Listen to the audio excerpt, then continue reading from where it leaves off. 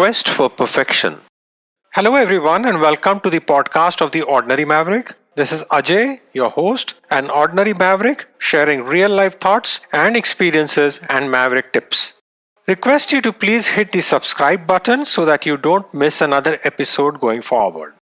The quest for perfection, we have all been guilty of this at some point in our life.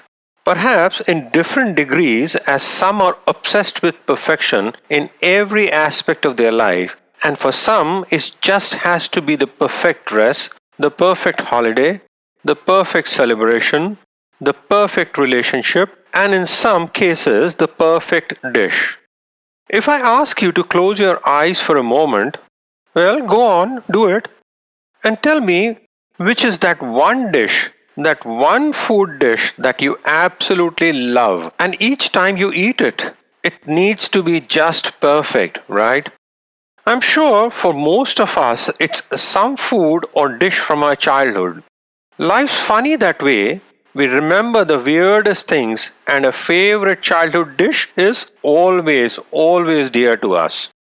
Now, if you're lucky, you will be able to get your perfect favorite dish easily whenever you wish, but sometimes that's not always possible. Maybe the ingredients are not there, or maybe you don't quite have the recipe, and you're left dreaming and wanting this dish, but no means of getting it.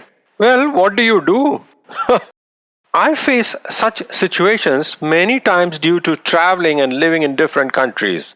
It's funny how one starts wanting something just because it's not quite easily available at the time. And this became even more pronounced during the COVID-19 pandemic as one couldn't just travel or go out. We were pretty much on our own. I started thinking about this particular dish, often dreaming about it. So much so that both me and my wife started remembering and reminiscing of all the times we have had this dish and enjoyed it, and how wonderful it would have been to have it again. Well, you get the drift, right? We were really missing it. And then one morning, I rolled up my sleeves and said, okay, this is it, let's make it. And then started the research, trying to find the perfect recipe, the little tricks and tips, everything that would make the dish as good as it should be. And you know what? It took many repeats, a few disasters, but ultimately we did it. I will never forget sitting down for dinner that evening with a feeling of accomplishment and enjoying that meal with our perfect dish. We took pictures, shared these on social media, spoke about the experience with family and friends, some of whom were in awe that we did manage to make this dish. And all along, we felt so happy, so accomplished. Quite the feeling, right? But you know what? How many of us follow through and are true to all aspects in this quest for perfection in our lives? And is it really perfection we seek? Or is it that feeling of contentment, of accomplishment, of joy that we experience when we perceive we have something that's perfect? That something can be tangible like a dress, a dish, or an intangible like a celebration, holiday, relationship. Like many of us, I've been guilty too. It takes reflection and a great deal of self-awareness to really understand the truth behind this quest for perfection. Think about it. Nothing is perfect. It's what we have defined as perfect. And this definition varies from person to person and is completely based on one's worldview. And when this is not fulfilled, there comes the feeling of anger, of being cheated, of frustration, and ultimately it starts affecting our health and our mental well-being. In fact, perfection itself is an illusion. When my girls were little, we went to one of those amusement parks where we entered the house of mirrors. I'm sure many of you might have done the same and enjoyed the experience of seeing our funny images in these mirrors. In some, you look super thin, super fat, oblong, elongated, all types of images, and we laugh and enjoy. But that's not us. Not really. We are not defined by our body image, by what we see in the mirror.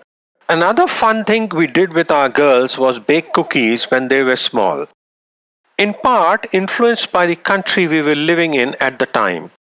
But it's an excellent way of demonstrating to little ones that not everything needs to be perfect. We baked cookies from scratch and then gave them different shapes and decorated them. The cookies never turned out just perfect to look at, meaning the teddy bear shape didn't look like one when it came out of the oven, but it tasted real good. That showed our girls that things don't necessarily have to be perfect on the outside for them to be good on the inside. We tried from early on to relay this message to our girls. Do not look for perfection because it doesn't exist. Instead, enjoy the journey, the unpredictability, the uniqueness, and see the beauty and the good in every situation, if nothing else. Then the humor, as it's said, laughter is the best medicine. But it's easier said than done. And just like many mavericks, I experienced a feeling of loss, discontentment when something didn't quite go as planned, was not perfect as it was perceived to have been. And this was my own wedding. Yes, weddings are always special. Both for my wife and I and our families and friends, our wedding was much anticipated for many reasons. We both had a wide circle of friends and acquaintances. We were both firstborn, and that just added to the build up for the wedding. And of course, for the bride and the groom, there is that anticipation, that excitement of the perfect wedding. But nothing went as planned. The actual day turned out to be one of the most challenging and difficult days that my wife and I faced in all the years, and it happened to be the day when we began our journey as a couple together. The perfect wedding turned out to be so far removed that all one wanted was to leave the memory behind. But, and this is where the crux is, yes, things went wrong, and the wedding wasn't perfect. At least not the way we had envisioned it to be. But we emerged stronger from it. We realized that the perfection was in our minds and in everyone else's too, and all the mishaps that followed resulted from the notion of perfection. The most beautiful thing that emerged out of that fateful day was our own strength of conviction in our marriage, in our commitment. Nothing and no one else seemed to matter. And it's that conviction that has seen us through many ups and downs in the 27 years of our marriage. It also taught us a lesson, a life lesson. Do not look for perfection or chase perfection, especially as it's most often defined by others. There really isn't anything like that. Enjoy the present and make it perfect for yourself. We also learned that never ever give in to pressure. It's a tough world and we constantly live under pressure. Pressure from family, friends, workplace, pressure from within. Well, emerging from the shadows of our wedding day, where whatever had to go wrong indeed did go wrong, we promised ourselves that from now on we shall think through these pressures, not give in, and make sure that everything we do should make us happy. We have lived by this mantra, and all I can say that it's working. It's been rough sailing and navigating some troubled waters over the years, but by focusing inwards and always continually moving forward, we have made it work. And what we have is unique.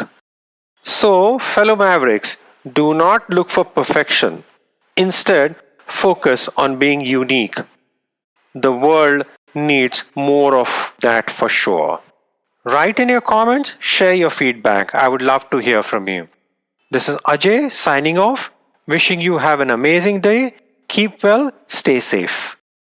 Credits. This podcast series was put together as a team effort from the Bhardwaj family. Concept, design, title, researchers and reviewers Ajay, Sanjana, Avantika and Niharika Bhardwaj.